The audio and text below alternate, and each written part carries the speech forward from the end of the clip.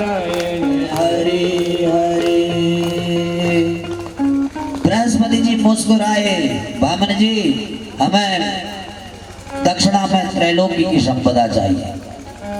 बामन बोले प्रभु ये त्रैलोकी की संपदा मुझे कौन दान करेगा? गुरु जी बोले बलि के पास जाइए।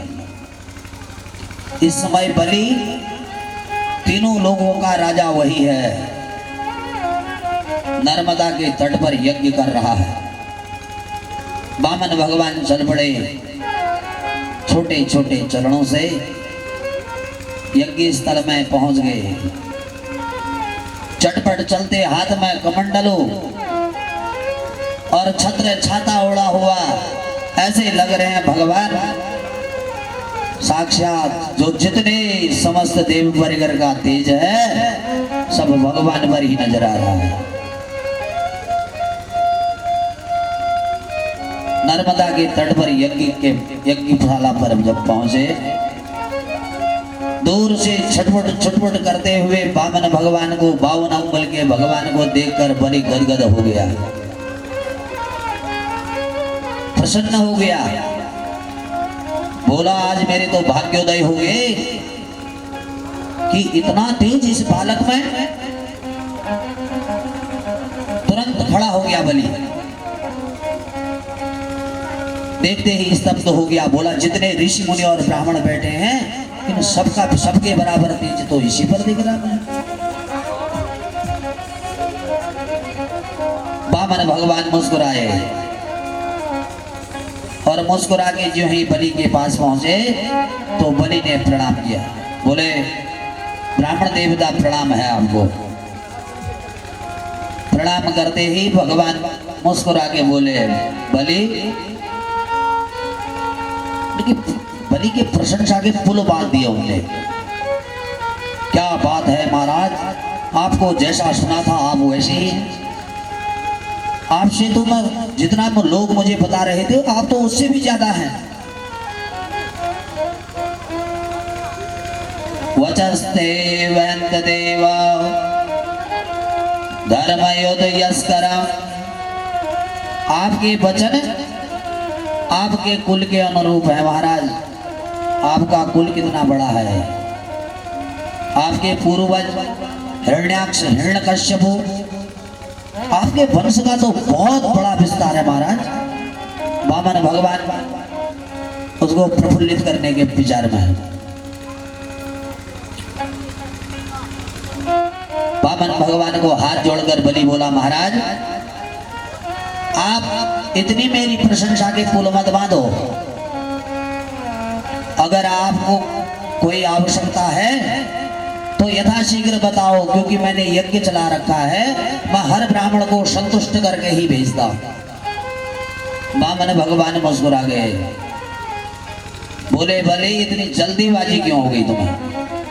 आए हैं तो यज्ञ में लेके जाएंगे दक्षिणा,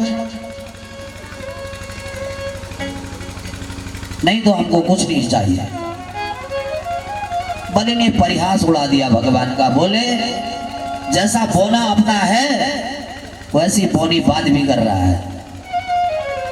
अगर बता 52 अंगुल का तो तू छोटा सा है, अगर बता तेरे लिए कोई लड़की ढूंढनी है तो तेरा ब्याह भी कर देता हूं। भगवान सुनते रहे। बलि ने उन्होंने कहा मैं कुछ नहीं लूंगा दान। उन्होंने कहा क्या लोगे? क्योंकि जो दान बलि ने दिया है ना वो दान बहुत कम लोग देते हैं, भूमि दान।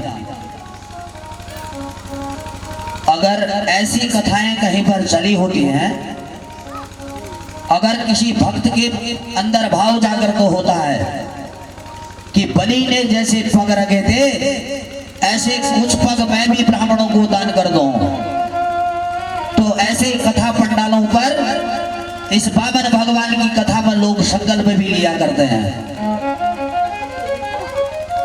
जो कथा के व्यास होते हैं वो जलमात्र और पुष्प से जो है कथा पंडाल पर संकल्प देकर भूमि दान ले लेते हैं।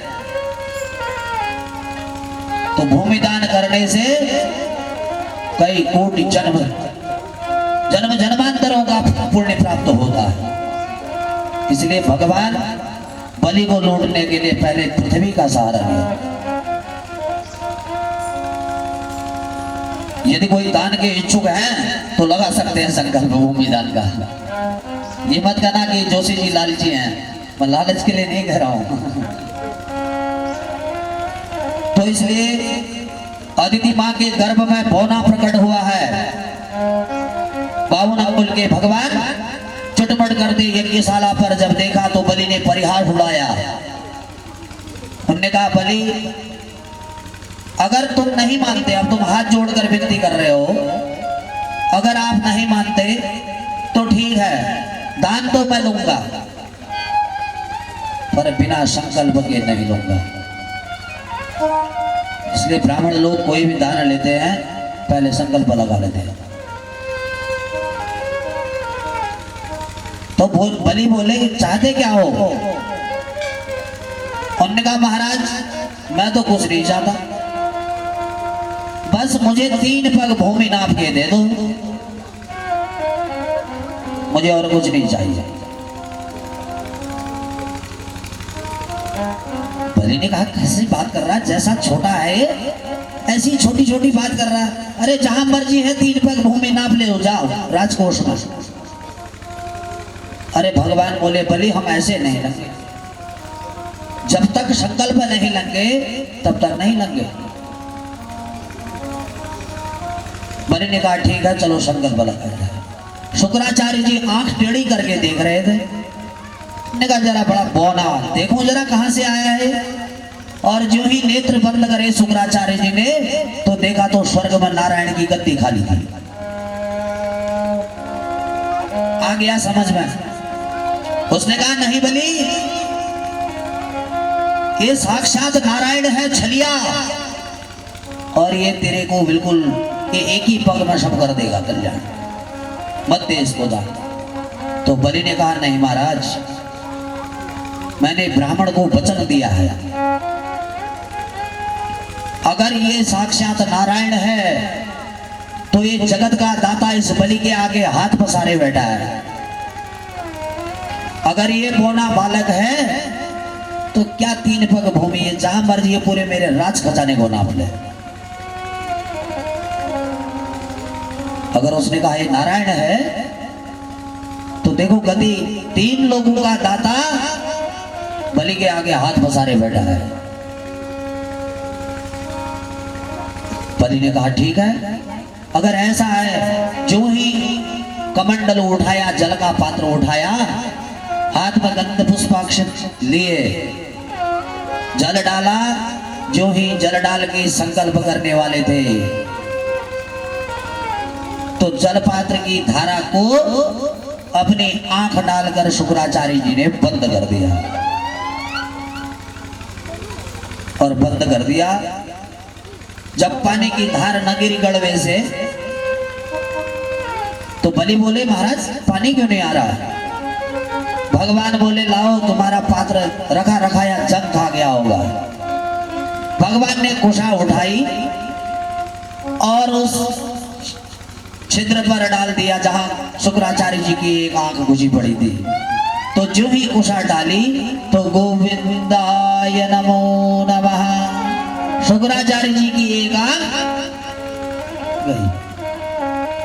उस दिन से ही शुक्राचार्य जी की एक आंख है। और जल से जब जल निकला पात्र से, जल पात्र से, तो संकल्प लिया, एक लोक का जो ही संकल्प लिया तो भगवान ने एक पग बढ़ा दिया।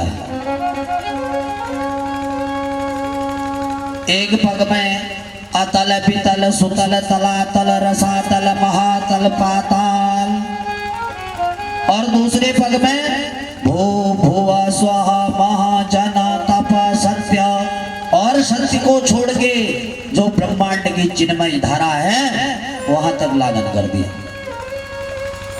बोले बोले अब बोलो। ये तो 2 पग का खेल है। अब तीसरा पग बलि हैरान स्तब्ध कि दान करूं तो करूं क्या? अचानक बलि के मस्तिष्क पर कोई बात आ गई और पूछ दिया भगवान से, प्रभु कि धन बड़ा है कि धनवान बड़ा है? बताइए आप लोग, धन बड़ा कि धनवान बड़ा? धनवान बड़ा, धन बड़ा नहीं। तो बलि ने पूछा, भगवान धन बड़ा कि धनवान बड़ा? तो भगवान बोले, बलि धनवान बड़ा। तो बोले, प्रभु अभी तक तो मेरा सर्वस्व आपने छीना है, अब जरा कृपा कर दो इस बलि के सर में भी। और भगवान ने उठाया पद, जो ही रखा बलि के सर में, तो गोविंदाय नमो नमः। बलि चाहे वैकुंठ को भेज दियो पाताल। आइए, बलि का उद्धार करके भगवान ने बलि को एक वचन दे दिया।